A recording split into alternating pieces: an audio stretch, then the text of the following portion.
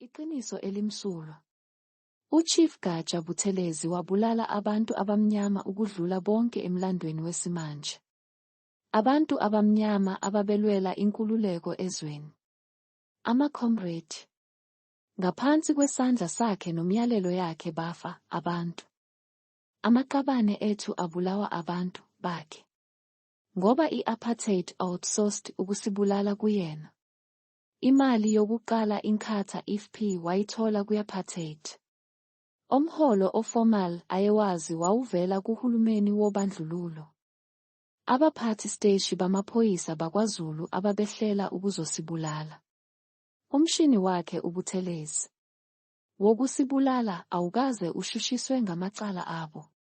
Esebenzisa amaZulu Police nezigayigayi zenkatha IFP oMashayabuqe. Kodwa bayiswa kwezinye iziteshi bevikelwe yi-ANC kaMandela. Futhi basebenza baze bathatha umhlalaphansi nezimpesheni ezimangalisayo. Imali evuthiwe ngokusibulala. Asibuyele ephuzwini. Indoda eyabulala abantu bomdabu abaningi kangaka eNingizimu Afrika inikezwa umngcwabo kahulumeni. Umngcwabo wamaqhawe. Kwenzeka kanjani lokho? Ngaphandle kokuthi i-ANC yona uqobo ngamaphiciphici. Ama-askari athunyelwa ngaphandle ukungena once wangempela. Ngiyakuqinisekisa ukuthi uBaba Chris Hani noBaba Harry Gwala bebengeke bawuhambele lo mngcwabo.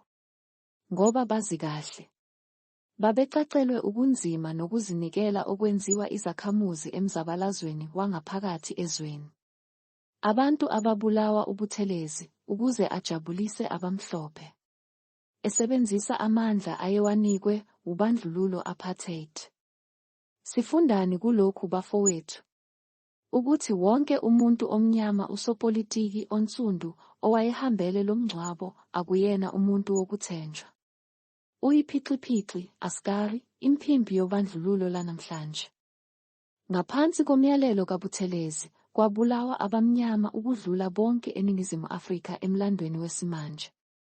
Unikezwa kanjani umngcwabo wombuso? Ngaphandle kokuthi siholwa ngama-askaris, amaphiciphici izimpimpi.